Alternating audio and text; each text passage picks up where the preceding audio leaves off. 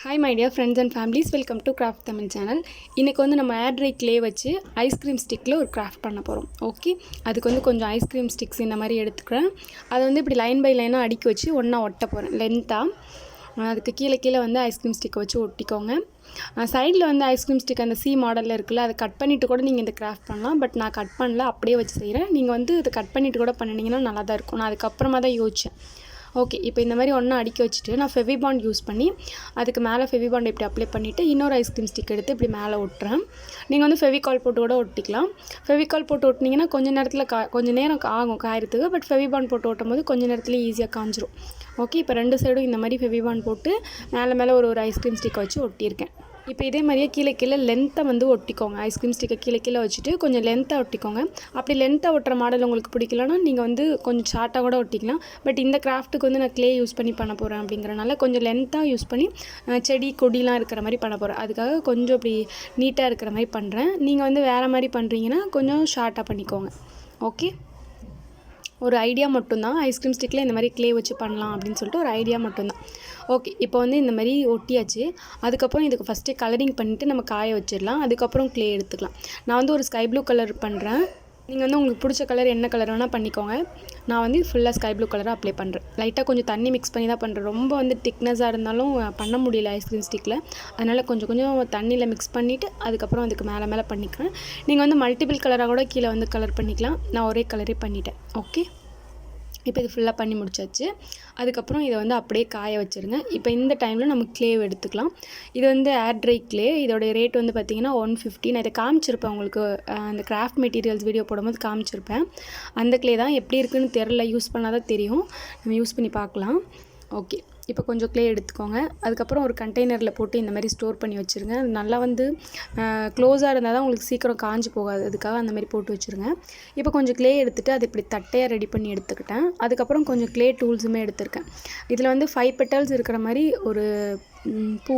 Okay, அந்த பூ வந்து நான் செஞ்சுருக்கேன்.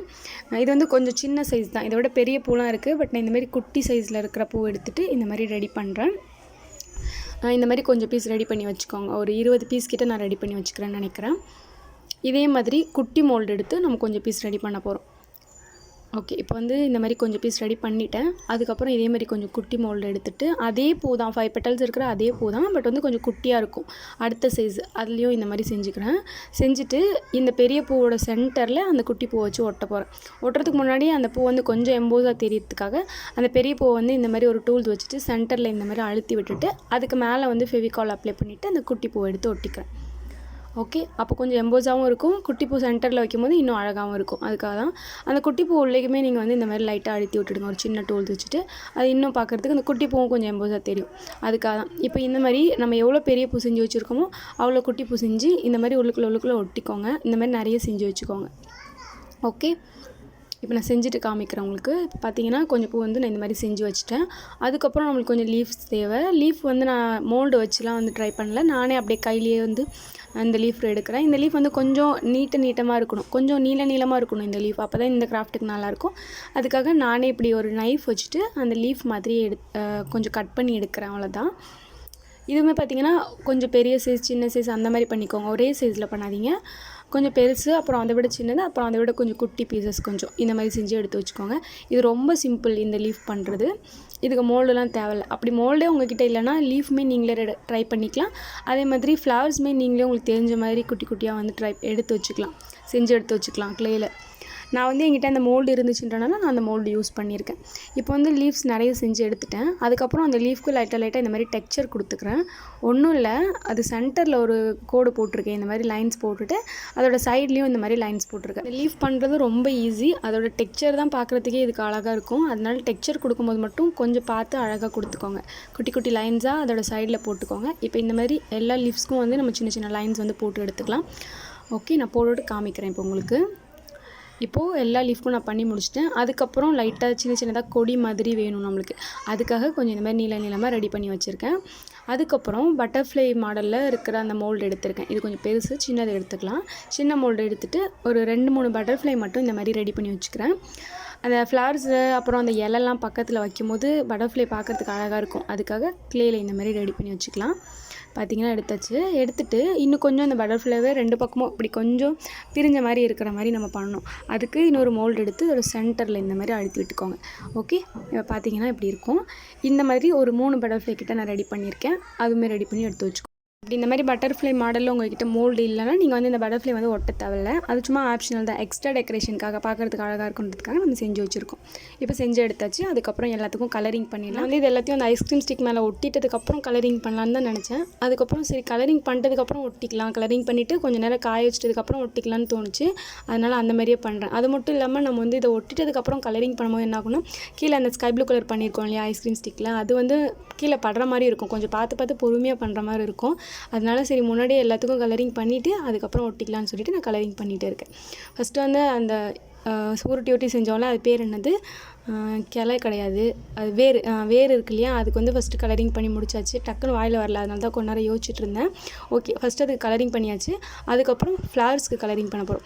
ஃப்ளவருக்கு எப்படின்னா நான் ஒரே ஒரு கலர் தான் பண்ணுறேன். பிங்க் கலர் எனக்கு ஃபேவரட் பிங்க் கலர், அதுவே நான் பண்ணுறேன். ஒரு குட்டி கமெண்ட்டில் கேட்டிருந்தீங்க உங்களோட ஃபேவரட் கலர் என்னன்னு சொல்லிட்டு. Pink colour and sky blue colour ரொம்ப பிடிக்கும். நான் அதனால் பிங்க் கலர் வந்து அதிகமாக நான் நிறைய பார்த்துருப்பீங்க, நிறைய ஃப்ளவர்ஸ் செஞ்சாலும் சரி பிங்க் கலர் யூஸ் பண்ணுவேன்.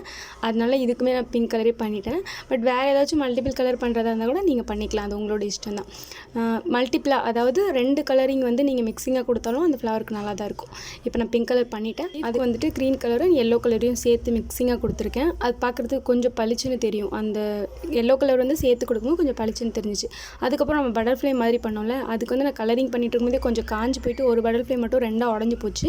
அது வந்து தனித்தனி பீஸாக நம்ம ஒட்டிக்கலாம்னு சொல்லிட்டு அதுக்கும் கலர் பண்ணிட்டேன். பட்டர்ஃப்ளைக்கு எப்படின்னா கொஞ்சம் மல்டிபிள் கலராக பண்ணியிருக்கிறேன். அதுக்கு மேலே வந்து சின்ன கலரிங்கில் வந்து ட்ராப் பண்ணி வச்சுருக்கேன். அது பார்க்குறதுக்கு இன்னும் நல்லா இருந்துச்சு, அதுக்காக தான். இப்போ எல்லாத்துக்குமே கலரிங் பண்ணி முடிச்சாச்சு. அதுக்கப்புறம் அந்த ஐஸ்கிரீம் ஸ்டிக் மேலே வச்சு ஒட்டுறது தான் வேலை நம்மளுக்கு. ஓகே, இப்போ நான் எப்படி ஒட்ட போகிறேன்னா, ஃபஸ்ட்டு மேலே லெஃப்ட் சைடு கார்னரில் வந்துட்டு ஃப்ளவர்ஸ் ஒரு 3 ஃப்ளவரை மட்டும் இப்படி ஒட்டிக்கிறேன். சென்டரில் ஒன்று, மேலே சைடில் ஒன்று, கீழே சைடில் ஒன்று ஒட்டிட்டு அதுக்கப்புறம் அந்த கொடி மாதிரி ரெடி பண்ணோம்ல, அதை எடுத்து இப்படி நீல பீஸாக வந்து கீழே இப்படி கீழே அந்த கொடி தொங்குற மாதிரி ஒட்டியிருக்கேன்.